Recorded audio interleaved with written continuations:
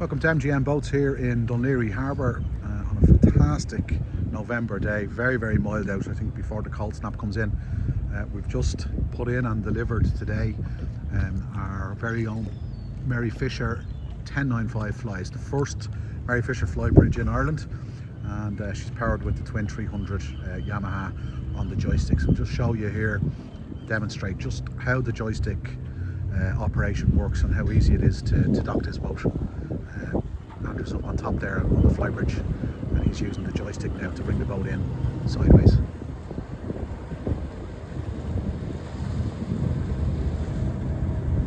There you have 11-meter motorboat, just a single joystick operation. Very, very easy to use, very manoeuvrable. A fantastic boat, by the way. It's really a lot of accommodation inside. 3 big cabins, nice big cockpit, nice fly bridge, nice foredeck area.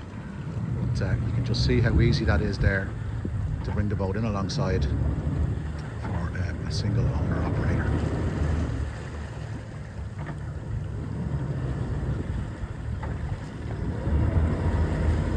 It's available at mgmboats.com.